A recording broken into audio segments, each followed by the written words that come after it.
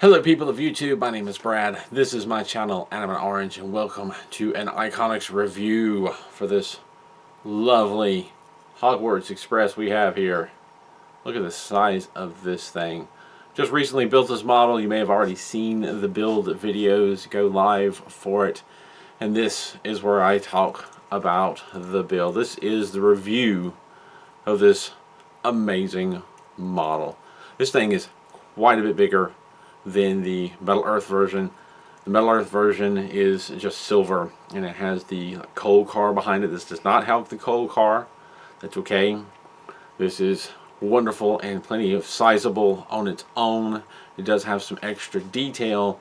It isn't cram-packed to the point of being annoyingly challenging to put together. We don't have silly detail on there. I'm thinking of you. Nearly worthless landing feet of the Millennium Falcon does have a lot of wonderful detail too, though. It does have a lot of wonderful detail, however. This build took almost 7 hours to complete, 6 hours and 50 minutes. I was kind of surprised when I went back and did the math on how much video I recorded and saw that I spent 6 hours and 50 minutes on it because it did not feel like a long build. I really enjoyed this build. I really enjoyed seeing the parts come together. A lot of the parts made sense. It was just a really fun build for me to put together. It did have its challenges, things that were fairly easy to overcome, and I was just able to work through and keep going. I really like it. It's so colorful. It's red and black. It's got some gold accents here and there. It's got the name on it and some little plates and whatnot. Just little bits of detail that just really up the level of how wonderful this looks. These little bumpers in the front, little lights along the front. Got this dangly chain thing, which I don't really know what it is. We'll talk about that here more in a moment. It's a nice detail, kind of a pain that is there. Again, I'll talk about that more in a moment, because there are a lot of little things that I like to go over when I do these reviews. I like to kind of touch, rather than go with the entire build, touch on the things that I think are of utmost importance, or at least things that really stood out to me. One of the things that comes to mind is building the wheels. I think there may be a little bit of confusion on just how the wheels come together. And you build them in sections like you do with most of the wheels, Metal Earth model wheels. There's like a back section and there's a forward section. So there's a fair amount of depth to these wheels. Now in the instructions, when you build that back section, it has the engraved side pointed forward away from the model at the end. And then you put the piece on top of it, the front section, and it's covering up the engraved or painted side. And you end up with the back side being silver, which I believe is the way it's supposed to be built. Now I thought about it a little bit, and I went online and looked on the 360 view, and it's a little difficult to tell which way they did it. It kind of looks like maybe on the 360 view, the back section, they flipped around so that the engraved side was pointing towards the model and the non-engraved out, because it looks like you can see the silver inside the wheels, but the instructions have it done the other way. And I kind of think the other way is the way it's supposed to go. That's the way I built it. Another thing is the front and back sections both have this black solid partial circle. Each wheel has it. And when I put the pieces together, it appeared the instructions they wanted you to do this, and it made sense to do it, is to match those sections up with the front and back so that they're not offset and you have a flat section here and a flat section over here. I lined everything up so that it would look the same all the way through. I think that's the way you're supposed to do it. That's the way I ended up doing it. I like the way it looks, where it's totally black inside, but the online 360 view seems to have done the back side backwards, where the silver is there's like a silver rim on the inside kind of showing through. I don't think that's the way it's supposed to go, so I don't know if the instructions are wrong, if I'm interpreting them wrong, or if the 360 view is done differently, or I'm just seeing it incorrectly. But it kind of looks like the instructions are saying one thing, the 360 is done another way. It's your model, do it the way you want to do it. The way I did it was make it so that the back engraved side was facing out as well as the front, so that you see nothing but the black color on the wheels. And I'm absolutely satisfied with the way it turned out, and I made sure that those solid partial circle sections were matched up front and back so that it all looked nice and consistent. That's the way I did it. The way you do it, honestly, is up to you if you build this model. The one thing that I did not do was try to find any pictures of the actual film, pictures of it in the film to try to look at it. It honestly didn't occur to me. I just was looking at the 360 view and just kind of made up my own mind. So I could have possibly done more research and have more argument, but I kind of left it at that and did the way I did it. Another thing with the wheels, the back sections are all built the same. There's 6 of them. There's 3 large ones on this side, 3 large ones on this side, and I would have pointed out, I didn't before, I'm talking about the larger wheels, not the smaller ones. Those are very simple and straightforward. The larger wheels, the back half, all 6 are built the exact same. I think it's just 2 pieces. The front half, there's the outer wheels are built one way, the 2 front and the 2 back. The inner ones are built another. The outer wheels have a tab that flips out that ultimately attaches to this strip right here. The center wheel does not attach to it. The front and back ones do on both sides. So make sure when you're putting things together that you notice and separate the 2 different sections so that you're doing the ones with the tabs on the front and back so that they will line up with that strip. I can see that's something easily being messed up, so I wanted to give that warning. Also, speaking of the wheels, these half circle sections that are above the wheels, they're on both sides, and the way that they come together, each one is slightly different. Kind of weird how it comes together. I think these 2 are on the same piece, which attaches together. This one here and all three of these are on individual pieces. Why they do it like that, I don't know. The ones that attach together, you build those first. In step 20, you build, I believe it's these 2 together. And because they're mounting on the smaller pieces, are mounting onto a larger piece to try and keep that neat and make those tabs folded over. Parts 91 and 92 by themselves, there's no support. It's hard to fold those tabs over without warping the part or damaging the part. And once I mounted it to the larger section, which I believe is part 90, I was able to fold those tabs over and make for a neater look. When I got to the other sections, they don't mount to a larger part with the exception of perhaps this one. And it makes it very difficult to fold those tabs over for that clean look. The instructions say just to twist the tabs, and that's what I ended up doing with the rest of them. Rather than fighting a battle that I could possibly lose, I just twisted the tabs and moved on. So you may notice that with these half circle parts here, the tabs are folded over, but the one next to it and the ones on the other side, you've got that back piece that kind of curves down and tabs that go through. I've just twisted those rather than fight with it, since I didn't have a lot of support on those parts. Is it possible to fight with it and get that folded over? Quite possibly, but it's not an avenue I decided to go down. Interesting little tidbit about this piece right here that mounts to the side of the tank. One of the things that I discovered, and I think it was with that piece, oh geez, I just knocked something out of place. These little rails on the side drive me crazy. This little piece right here, part 70, I had some trouble finding the appropriate tab for it, because you've got a tab for the long black rail on the side, and right next and below it is the tab for the upper part of that part 70. And part 70's upper tab was covered over in paint. You could kind of see a little bit of an indentation there, like there should be a tab, but the paint had mostly covered it over. And I was a little confused. I thought at first that they had stamped the tab or the slot off at the wrong spot. There was some sort of manufacturing defect or mistake. And I finally just poked at it with pointed tweezers, and it poked out the paint. And I realized this model, like the logging truck model with the extra paint, sometimes it's going to cover the slots. Poked that out, I was able to get the part on correctly, but for a moment I thought there was some serious error with my model and this part wasn't going to fit right and it's probably going to impact things down the road, and I got very concerned. Realized what was actually going on was the slot was covered with some paint, poked it out, and continued on. But after that, there were several occasions during this build where I ran into covered up slots. So take some time and kind of look ahead before you start building the parts and the sections to make sure all the holes are poked out, because a couple of times I was in a delicate area and I couldn't get a delicate part with the tab through its slot and had to stop and find a way to kind of reach in there with the tweezers and poke the hole open. Sometimes that's really easy. Sometimes it doesn't want to let you do what you need to do. There are two things about this model that drive me crazy. One of which is the same thing that kind of drove me crazy on the original Metal Earth version, and that's these rails on the side. And they connect in the front. It's a wonderful bit of detail, but it is so tedious and frustrating to, number one, get it correct, and number two, not knock it out of place. And I ran into that situation where the tabs, it's hard to get into this tube section and twist the tabs securely enough that this part won't pop out. You can't just fold them over.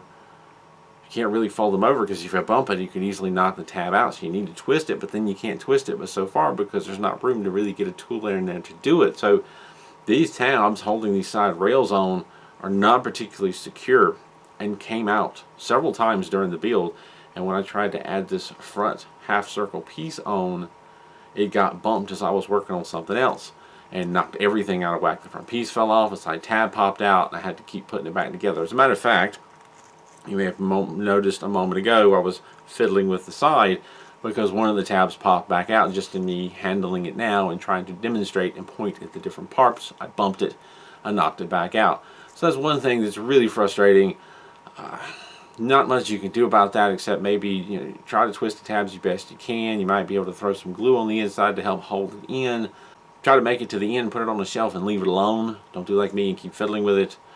But that is one of the things that frustrates me. The other thing is the chain thing. Again, I'm not sure what this for. It somehow connects, I guess, the train to the caboose. There's a similar chain on the front, maybe a safety chain in case things get disconnected or come unlatched. I'm not really sure. This one's not a big deal, but this one in the back with the length of it, and it's got a couple of different joints in it, I kind of recommend waiting to the end before you put that on. Because what happened to me is I had that dangling there, and it was time to put the top and the bottom halves together, and I'm holding the parts up trying to look and see how things go, and this chain ended up falling down inside between the parts. I didn't notice. I ended up getting the two sections together, which is a little bit of a struggle. Some of the tabs are hard to see and hard to line up. Got it together, realized my mistake, and had to take some of the back section, loosen the tabs and pry it open to get that part out, which then made it way more difficult to get the tabs back in place a second time since they'd been bent and twisted, and it was even more difficult to see where the tabs went. As a matter of fact, I ended up taking, I think it was this little piece, half circle trim piece right here back off to be able to get those tabs back in. There's two tabs that hold this whole top section on. One of the tabs folded inward and I let it go. The other tab went into its slot. I secured it. There's some tabs on the back. It was enough to hold it on. I put this piece back and I moved forward. I wished I'd have paid more attention to that and avoided that scenario, but it is what it is. And now I think I would wait until the end to actually attach that piece and leave it on the side just so it's not dangling in the way. And then in the end, this front piece right here that kind of curves down, you've got these side trim pieces. I think it's one of the last things you put on, and it shows you the curve that's supposed to be in the front. When I was initially building this chassis, it's one of the early parts of the build. You're in the first 2 or 3 pages when you're building it, and you have to bend and curve this over, and I didn't see nearby what it was supposed to match. I actually thought I was building, I had it in my mind upside down. I thought I was actually building all these pieces that I added where I thought were on the bottom of the train. It wasn't until much later in the model that I realized this curves down and not up. I thought this was curving up into the air because I had the piece upside down in my mind, and I didn't look far enough ahead to see what it matched. Kind of wished I had.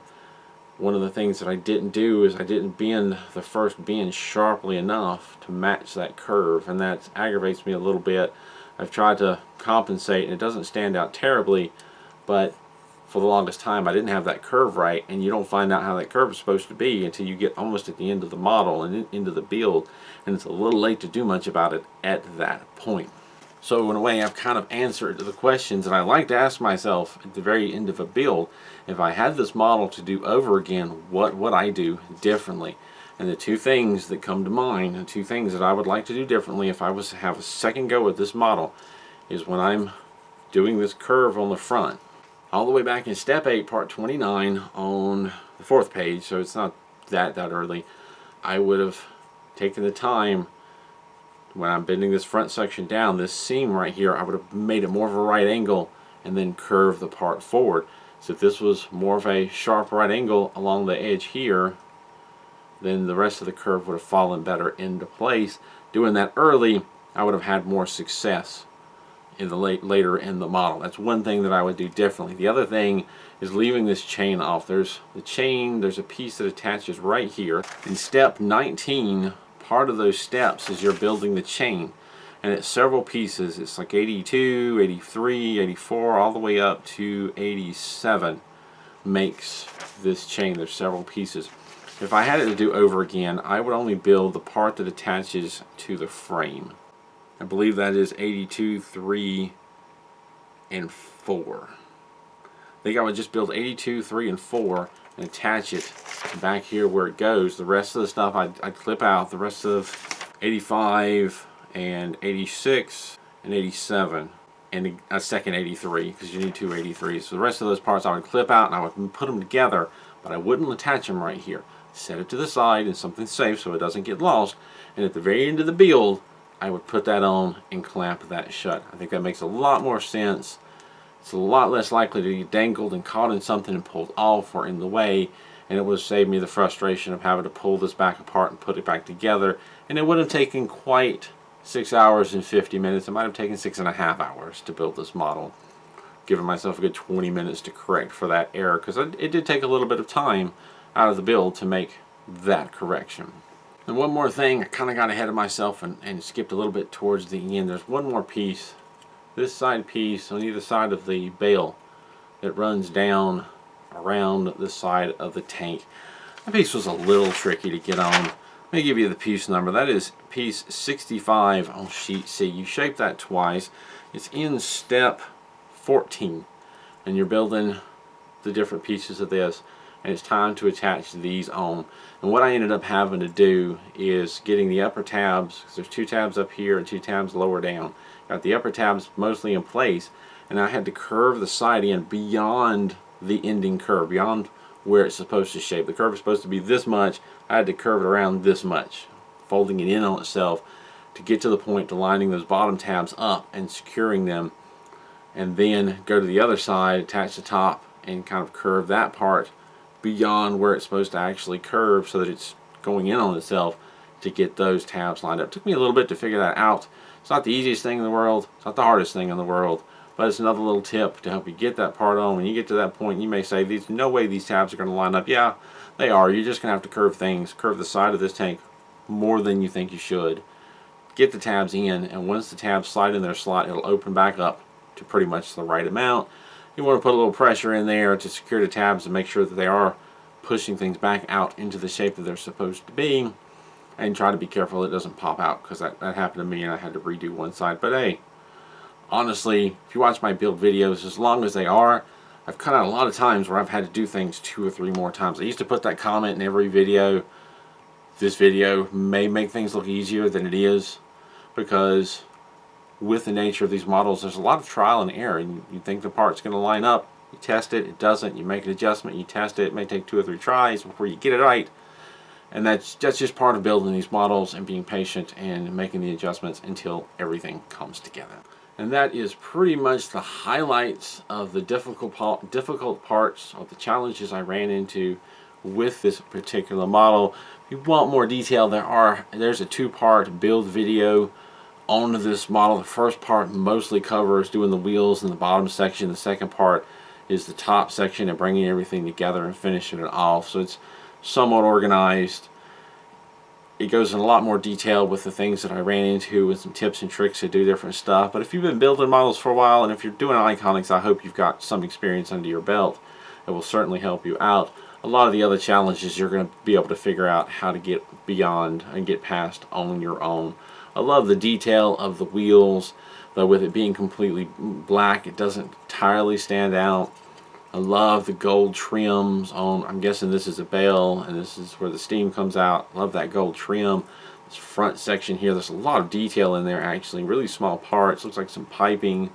You've got the kind of badge on the top, you've got the badge on the side, Hogwarts Express, you've got the little bumpers and the lights, the red trim along the black, and even more so. I don't know if the camera's going to get it. I'll try. If not, I'll try to throw up a picture. There's wiring and piping and detail inside of there that just adds so much more of a layer to this entire build. Just such a wonderful model. I'm not even sad that there's no Coltrane to go with it. There's so much detail in this alone that it's super exciting. If we take a moment to try and hold up the silver Metal Earth version to it, what a big size difference that is. What a big difference. So much bigger and so much more detail. And as I'm finishing up this build, the BAM exclusive Hogwarts Express in color came, and I'm not certain, but I think the BAM exclusive is more this size. I'm looking at those railings on the side, and they're just so beat up, just so beat up. I hope to get to the BAM exclusive fairly soon. I've got a lot of things in queue as it is, so it may take some time. But this is getting me really excited for the Hogwarts Express stuff again. It'd be really cool if they came out with even more. I still got to get to the burrows, but I wonder if they'll ever come out with a castle. Wouldn't that be nice? Maybe this is a sign. Who knows? I could rattle on even more about this, that, and the other, but I'm going to leave it at that. This is a wonderful build, wonderful detail. I do want to thank Fascinations for sending me this model to build. I almost forgot about that. They sent me this model, as well as a few others, to build and review for them. They didn't tell me what to say. It is my honest review. I love this model. I really enjoyed putting this model together. If there's some frustrations in it, I'm going to tell you, because I'm going to want you to put this model successfully together as well. That's what I'm doing here. I'm making these mistakes so that you don't have to. Any questions or comments, as always, leave them down below. I'm going to go put this on the shelf and try to leave it alone so I don't knock those railings out anymore and get too many more fingerprints on it. But thank you, Fascinations Metal Earth, for sending me this model. Thank you to my Patreon supporters for supporting this channel, the things that I do. Really appreciate it. If you like these videos, consider becoming Patreon supporter. The link's in the description down below, and here in just a moment. If you want to see more, check out the build videos, and there's always more builds coming soon. Thank you for watching, and keep on keeping on.